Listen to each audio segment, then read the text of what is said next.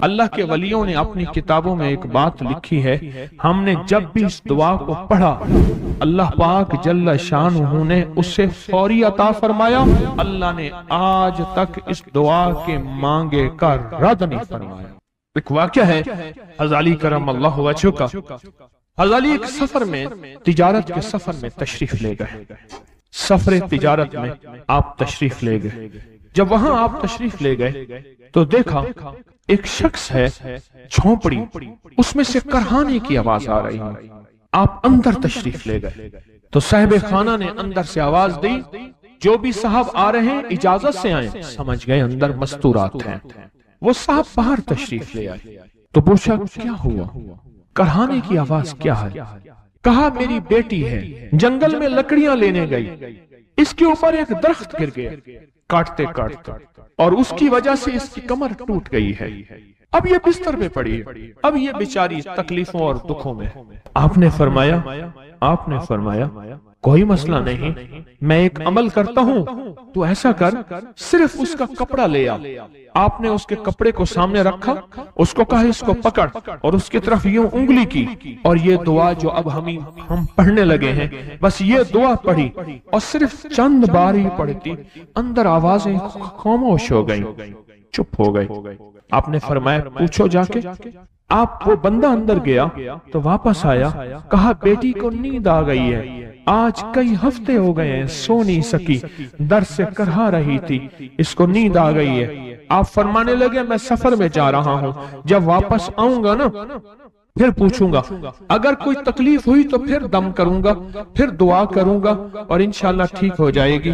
آپ چلے گئے، آگے تشریف لے گئے تو آپ کے ہم سفر تھے، ان کی سواریاں تھیں، ان میں سے ایک گھوڑا تھا جس گھوڑے کو ٹھوکر لگی، چوٹ لگی، اس کے اگلے پاؤں کی ہڈی گھٹنا باہر نکل گیا، وہ ایک طرف ہو کے بیٹھ گیا، اس کا گھوڑا چل نہیں سکتا تھا۔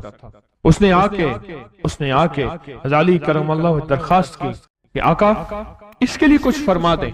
فرمایا میں اس کے لیے دعا کرتا ہوں، یہ ٹھیک ہو جائے گا، اور آپ نے دعا پڑھنا شروع کر دی، اور فرمایا یہ اس کے ہاتھ پہ، اس کی ٹانگ پہ آپ نے ہاتھ پھیر دیا، جو معذور تھی ٹوٹی ہوئی نکلیا ہوا گھٹنا تھا، فرمایا ٹھیک ہو گیا۔ اور قافلے والوں نے دیکھا وہ گھوڑا سب سے آگے تھا، سب سے سبک رفتار تھا، اور سب سے لاجواب تھا۔ آگے ایک جگہ تشریف لے گئے تو قافلے کو پیاس لگی، پانی کی ضرورت تھی، کنواں دیکھا تو کنواں خشک تھا۔ آپ نے فرمایا کوئی بات نہیں، یہ دعا پڑھی اور دعا کو پڑھ کے اپنا لعاب کنویں میں ڈال دیا۔ فرمایا کنویں میں پانی کا ایک جوش اٹھا اور پانی اٹھا اور منڈیر سے باہر نکلا، لوگ پینے لگے تو آپ نے روک دیا، فرمایا مت پیو، کنویں کا جو کھڑا کالا پانی ہے وہ نکل جائے، اور پھر شفاف پانی جب نکلا فرمایا یہ پانی پیو، مشکیزیں بھرو، سواریوں کو پلاؤ۔ قافلہ چلتا رہا، آگے تشریف لے گئے، آگے دیکھا تو کھانا ختم ہو گیا،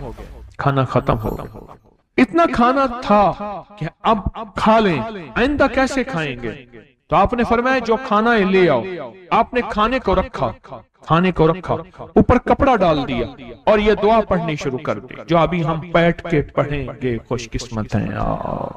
اور کپڑا ڈال کے فرمایا دعا فرمائی، یہ عمل فرمایا، یہ دعا پڑھی، اور اس کے بعد فرمایا دیکھو کھا لیا، اور فرمایا ہمارا 17 دن کا سفر تھا، اس 17 دن میں ہم نے کھایا، لوگوں کو کھلایا، جہاں لوگ آتے تھے ان کو بٹھاتے تھے، دسترخوان ہمارا تھا چند افراد کا، پھر سینکڑوں لوگوں نے کھایا۔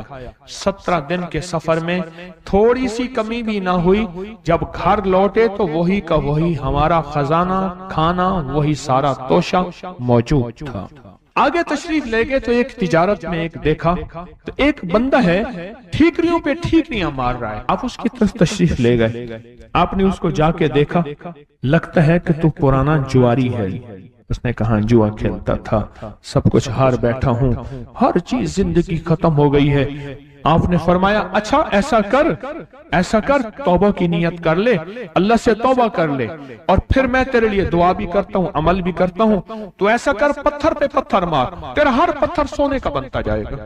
آپ بیٹھ گئے، اس نے ویسے ہی پتھر پہ پتھر مارا، اور جیسے بیچارہ بے بسی کی حالت میں پہلے مار رہا تھا، آپ نے دعا کرنی شروع کر دی، یہ دعا پڑھنی شروع کر دی، اور دعا پڑھتے پڑھتے دیکھا تو لوگوں نے پتھروں کی شکلیں بدلنا شروع ہو گئی، اور جو پتھر بھی اس کے ہاتھ میں آیا تھا وہ سارے پتھر سونے کے بن گئے۔ آپ نے سارا سونا اس کو دیا، چل پڑے۔ سفر میں آگے جاتے جاتے دیکھا کہ ایک شخص ہے، اس کے ساتھ ایک بچہ ہے، ایک بوڑھی عورت ہے، ایک بوڑھا گدھا ہے، اور وہ سارے پیدل چل رہے ہیں، گدھے کو سواری کو ساتھ لیے ہوئے۔ تو آپ نے پوچھا کیا ہوا؟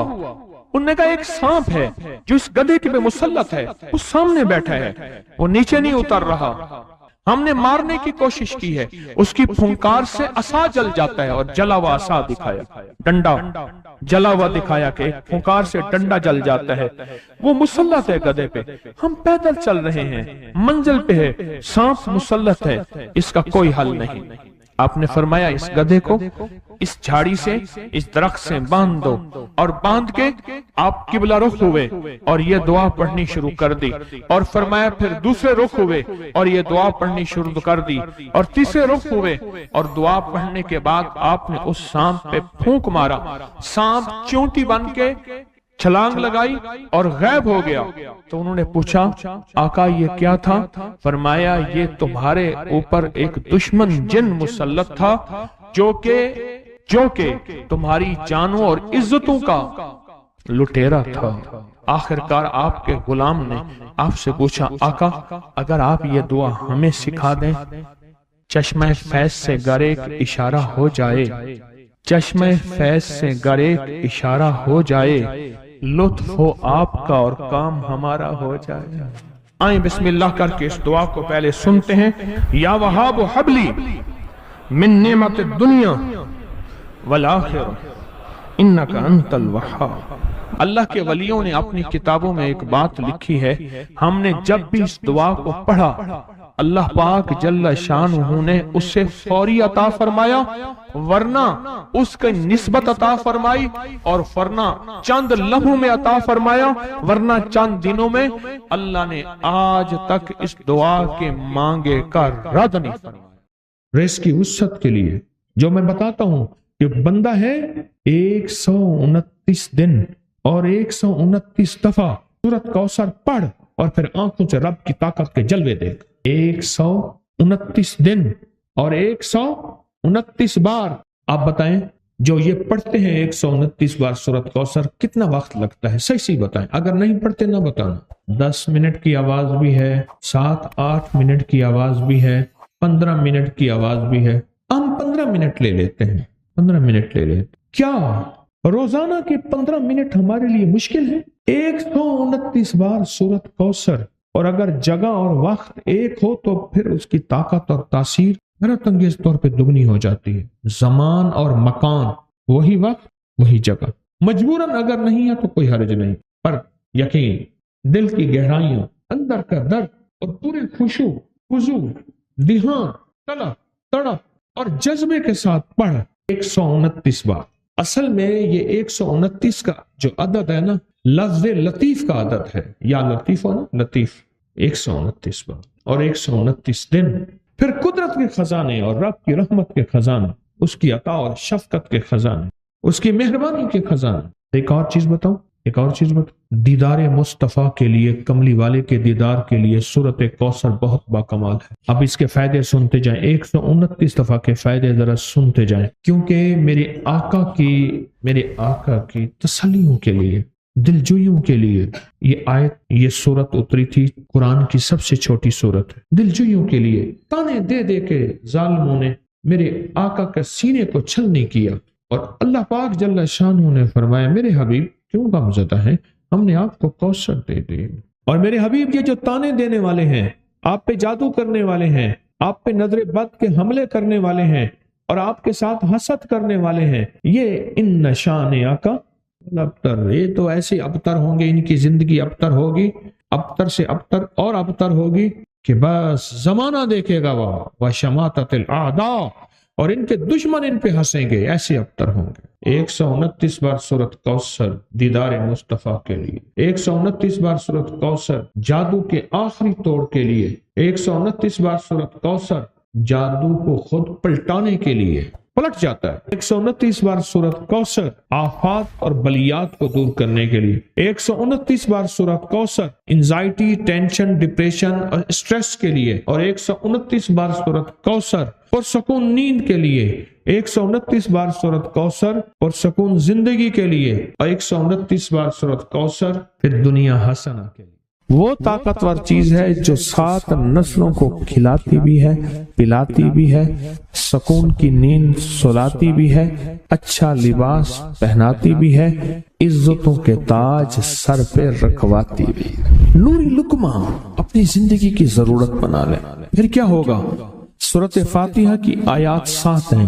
اللہ 7 آسمان اور 7 زمین کی جتنی بھی برکات ہیں، برکات من السماوات والارض، اللہ 7 آسمان اور 7 زمین کی ساری برکات اس کو عطا کر دے گا، اور لوگوں کو پتہ ہی نہیں ہوگا کہ یہ بندہ کتنا مالدار ہے، روحانیت کی طاقت اور روحانیت میں کتنا آگے ہے، کوئی پہچان بھی نہیں سکے گا کہ روحانیت میں یہ بندہ کتنا آگے ہے اور کتنا آگے سے آگے بڑھ گیا ہے، کسی کو علم بھی نہیں ہوگا۔ نوری لقمہ اپنی زندگی کی مجبوری بنا لے، اور نوری لقمہ اپنی زندگی کی ضرورت بنا لے، پھر دیکھیں کمالات۔ کیوں؟ فرمائے جو سارے قرآن میں ہے، جو سارے قرآن میں ہے، جو سارے قرآن میں ہے، آنکھیں کھل جائیں۔ یہ سورۃ فاتحہ نماز کھانے کے دوران پڑھنے والا یہ اہل نظر میں ہے، اس کی نظر وسیع ہو جاتی ہے، یہ اہل کشف ہوتے ہیں، ان کی دل کی آنکھیں کھل جاتی ہیں، یہ فرشتوں کو دیکھتے ہیں، یہ انسانوں کے دلوں میں جھانک لیتے ہیں، یہ کائنات کے راز پڑھ لیتے ہیں، کائنات کے راز پڑھ لیتے ہیں۔ کہ اللہ پاک ان کے سامنے جنات آنکھوں سے دکھاتا ہے، حتیٰ کہ یہاں تک کہ اللہ قبر کے راز بھی ان کے اوپر کھول دیتے ہیں۔ نوری لقمے کا اثر یہ ہے، دل کی آنکھیں کھل جاتی ہیں، دل کی آنکھیں کھل جاتی ہیں، دل کی آنکھیں کھل جاتی ہیں۔ یہ نور لقمے کی تاثیر ہے۔ چہرے کی آنکھیں تو سب کے پاس ہیں، دل کی آنکھیں سب کے پاس نہیں، دل کی آنکھیں سب کے پاس نہیں، چہرے کی آنکھیں سب کے پاس ہیں، دل کی آنکھیں سب کے پاس نہیں۔ نوری لقمے کی یہ تاثیر ہے کہ دل کی آنکھیں کھل جاتی ہیں، اور دل کی دنیا آباد، اور دل کی دنیا شاد، اور دل کا وہ بندہ بامراد بن جاتا ہے جو نوری لقمے اپنی زندگی میں شامل کرتا ہے۔ اور نوری لقمے سورۃ فاتحہ، اور کتنی بار؟ اچھا، یہ سورۃ فاتحہ بیماریوں کا علاج۔ صحابہ کرام فرماتے ہم جا رہے تھے، کوئی ایک سردار تھا، اس کو بچھو نے کاٹ لیا اور اس کو چیخ رہا تھا بیچارہ، فرمایا سانپ کا کاٹا سوئے، بچھو کا کاٹا روئے۔ میرے پاس ایک سانپ کا کاٹا آیا تھا، غنودگی میں تھا، وہ بہت غنودگی میں سے سوتا تھا، اور میں نے کہا اس کو سونے نہ دے، خیال نہ کیا انہوں نے، ادھر سے ہٹا تو بندہ ختم ہو گیا، سانپ کا کاٹا تھا۔ ہمارے ایک والد صاحب رحمۃ اللہ علیہ کے تھے، ملک عبد الرحمن ڈوڈی، وہ لائے تھے، تو کہنے لگے اس بچھو کے کاٹے کا علاج، صحابہ کرام نے 7 بار سورۃ فاتحہ پڑھ کے اس پہ دم کر اور وہ ٹھیک ہو گیا۔ فرمایا جب سورۃ فاتحہ عرشوں سے زمین پہ آئی، نازل ہوئی، ایک گونج اٹھی، ایک آواز آئی، فرمایا اللہ سے آج وہ چیز زمانے پہ زمین پہ نازل کی ہے جو اس سے پہلے کبھی آئی نہیں تھی، اور جو اس کے بعد کبھی آئے گی نہیں۔ اس سے پہلے کبھی آئی نہیں تھی، اس کے بعد کبھی آئے گی۔ اور جب سورۃ فاتحہ نازل ہوئی، شیطان رویا، پیٹا، اپنا سر پہ راکھ ڈالی اور اتنا شور کیا کہ کاش کہ یہ سورۃ فاتحہ آئی ہے، اور اگر آئی ہے تو واپس چلی جائے، اگر واپس نہیں گئی تو کسی کی زبان پہ نہ جائے، یعنی کوئی اس کو پڑھ نہ سکے، اگر پڑھے تو اس کا یقین نہ ملے۔ یقین سے پڑھنے والے کی دنیا بھی، آخرت بھی، رزق بھی، عزت بھی، صحت بھی، تونگری بھی، بادشاہت بھی، خوشیاں خوشحالیاں بھی یقین سے پڑھنے والے کو ملتی ہیں۔ اور اس لیے آج بھی شیطان سورۃ فاتحہ سے لرزتا ہے کہ سورۃ فاتحہ پڑھنے سے جنات اور شیاطین ایسے دور ہوتے ہیں، ایسے کہ میلوں دور چلے جاتے ہیں، اور اس بندے سے خوف زدہ ہوتے ہیں جو سورۃ فاتحہ پڑھتا ہے۔ کھانے کے دوران اس کی حکمت کیا ہے؟ انسان کھانے کے دوران مشغول ہوتا ہے، کھانے کی لذتوں میں کھویا ہوا ہوتا ہے، اور اگر بھوک بہت زیادہ ہو بھوک بہت زیادہ ہو تو پھر تو ہوش نہیں ہوتا، پھر ہوش ہی نہیں ہوتا اگر بھوک بہت زیادہ ہو۔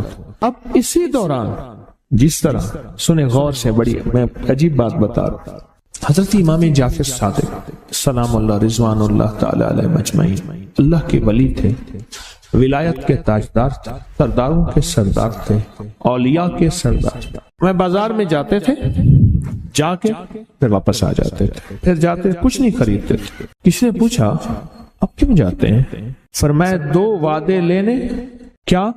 میں جا کے بازار میں ہر بندے کو سلام کرتا ہوں، وہ سلام کا جواب دیتے ہیں، اور کیا پتا کسی کے سلام کا جواب ایسا ہو جو اللہ کے ہاں مقبول بھی ہو، محبوب بھی ہو۔ اور پھر فرمایا بازار میں جاتا ہوں اور جا کے بازار میں جاتا ہوں اور جا کے بازار کی دعا پڑھتا ہوں۔ فرمایا جو چوتھا کلمہ گھر میں پڑھے گا اس کو 10 نیکیاں ملیں گی، اور جو بازار میں پڑھے گا کتنے نیکیاں ملیں گی؟ 10 لاکھ نیکیاں ملیں گی۔ فرمایا میں 10 لاکھ نیکیاں کمانے کے لیے جاتا ہوں۔ آل رسول کی محبتیں، عبادتوں کا حرص دیکھیں، ہمیں مال کا حرص، انہیں اعمال کا حرص۔ وہی دعا، وہی چوتھا کلمہ گھر میں پڑھیں، 10 نیکی ہیں، بازار میں پڑھیں کیونکہ وہ ہر بندہ مشغول ہے، دنیا میں، مال میں، چیزوں میں، بھاؤ تاؤ میں لگا ہوا ہے، وہی بازار میں پڑھیں تو 10 لاکھ نیکیاں۔ اسی طرح کھانے کے دوران جب لذت ہے، کھانے کے دوران ذائقہ ہے، اور کھانے کے دوران لذت اور ذائقے میں اگر کوئی بندہ سورۃ فاتحہ پڑھ لے تو اللہ کہتا ہے تو ان لذتوں میں مجھے نہ بھولا، ان کھانے کی چیزوں میں مجھے نہ بھولا، ان ساری کیفیتوں میں مجھے نہ بھولا۔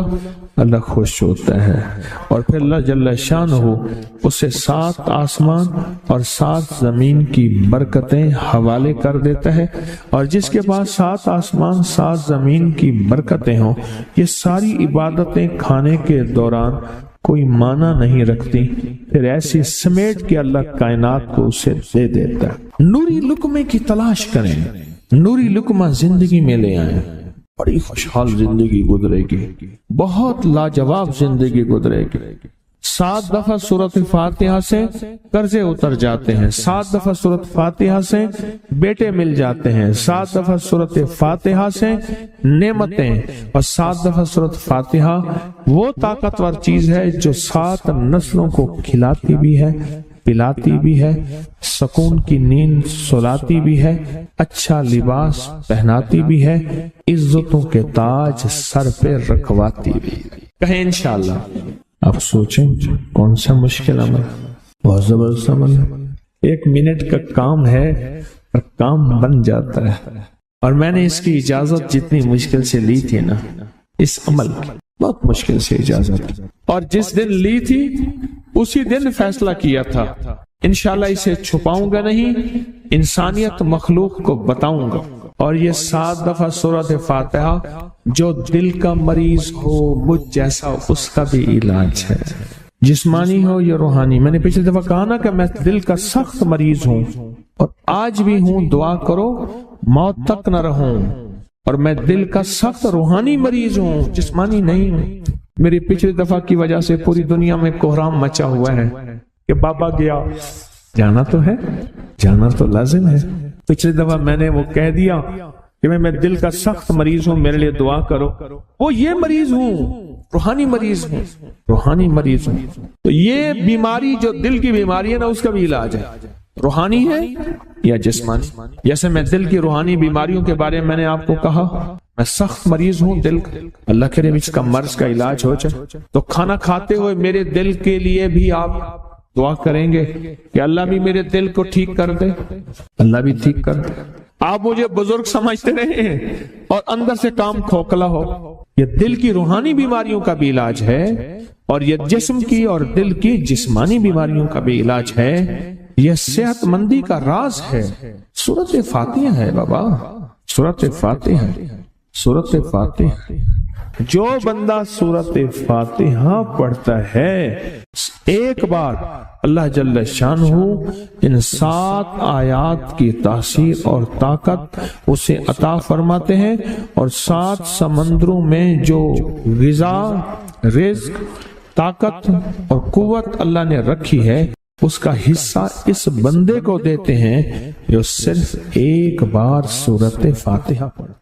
یہ جو وظیفے ہیں کسی درویش کی، یا کوئی درویش نے جس کو اجازت ہے اس کی اجازت صحیح ہو، ہر بندہ اجازت دینا نہ شروع کر دے، اجازت کے پیچھے نسبتیں چاہیے، ان نسبتوں کی طاقت چاہیے۔ وہ جو اجازت ملتی ہے اس اجازت کے اندر جو تاثیر ہوتی ہے، اس میں جو کمال ہوتا ہے، اس میں جو اندر کی کیفیتیں ہوتی ہیں، اس اجازت سے نسلوں میں تونگری، دولت، رزق، عزت، صحت ایسے بارش کی طرح برستی ہے۔ میرے جو مرشد تھے حضرت خواجہ سید محمد عبداللہ حجویری رحمت اللہ علیہ، میرے مرشد جو تھے وہ حضرت داتا صاحب کی سچی آل میں سے تھے۔ مجھے جاتے جاتے انہوں نے اجازت دی 1991 ستمبر میں، اور مدینہ منورہ فرمایا میں جا رہا ہوں، بس اب بقی میں، اور بقی کے اندر جا کے سو گئے۔ اب بھی میں مرشد کے ہاں جاتا ہوں تو جنت البقیع کے قبرستان میں ان کی نسبتیں دیکھیں کتنی اونچی ہیں۔ پھر وہ نہیں، 26 بڑی ہستیوں نے مجھے